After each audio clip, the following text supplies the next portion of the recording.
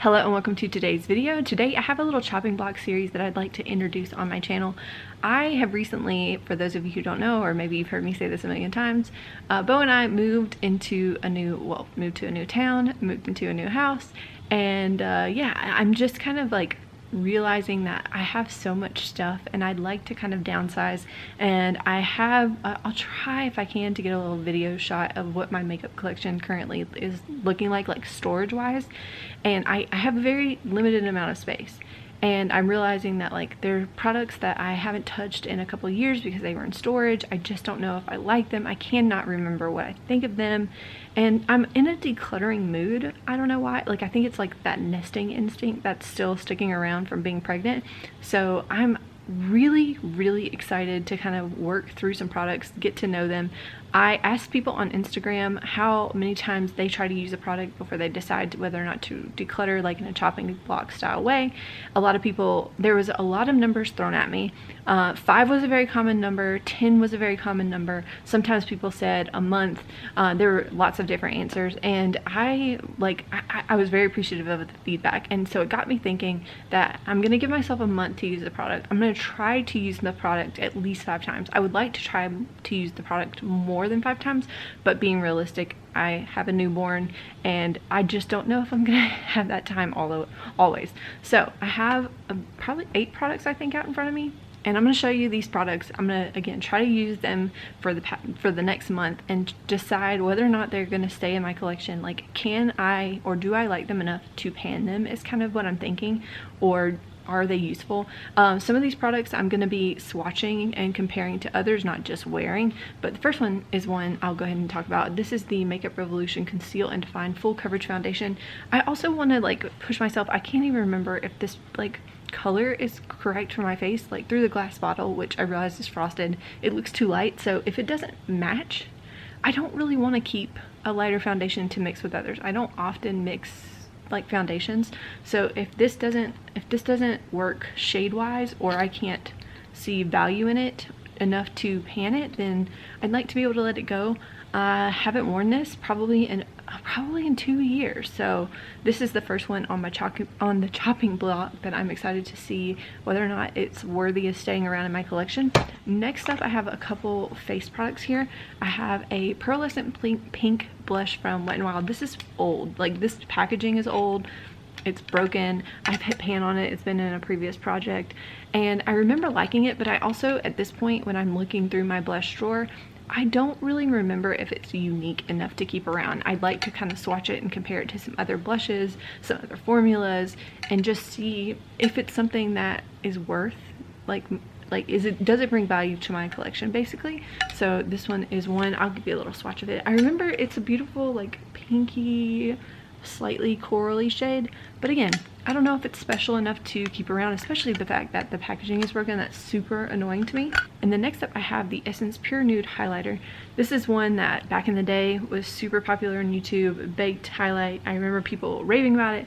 I don't ever remember being like super, you probably can't even barely see it. I don't remember being super impressed by it. Like I always felt like, I understand that it's a more subtle highlight, but I always felt like it kind of looked powdery on my skin.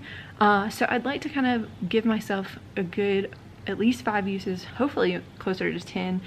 Try to see if I enjoy it on my face now. My face has probably changed since I last used this. Again, this is probably another product that I haven't touched in at least 2 years. So this is the next one on the chopping block.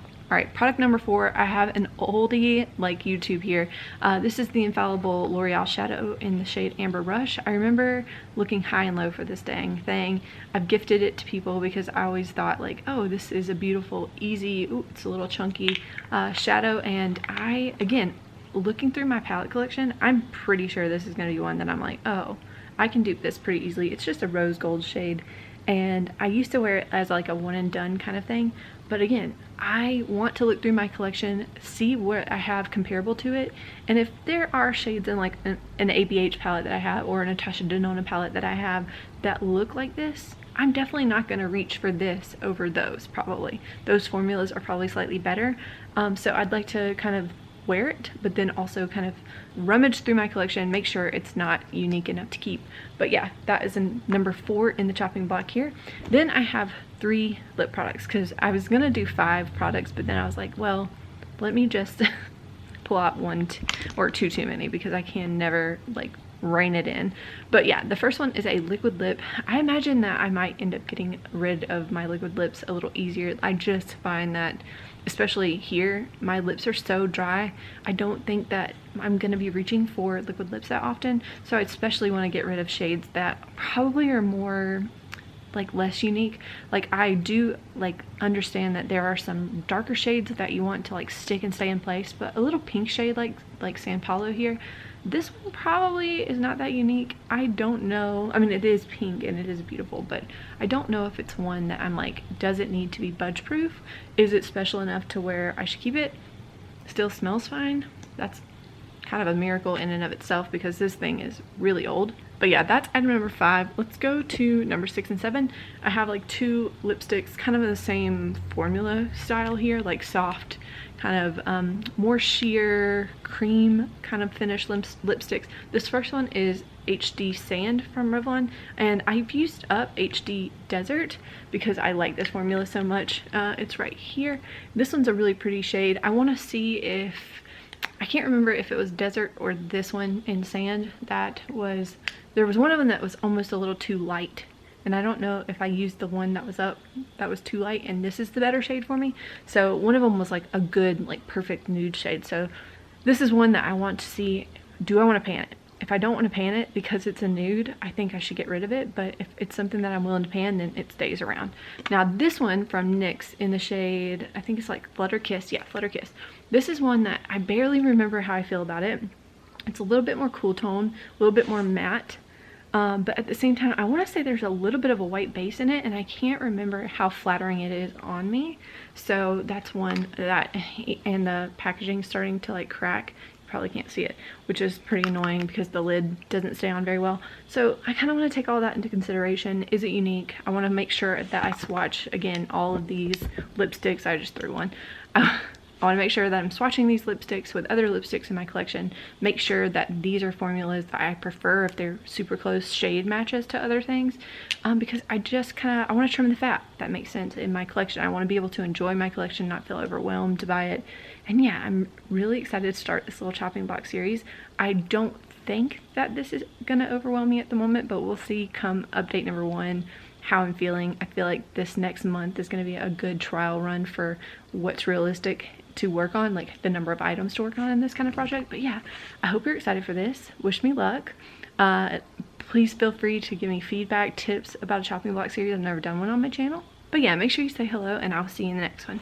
Bye.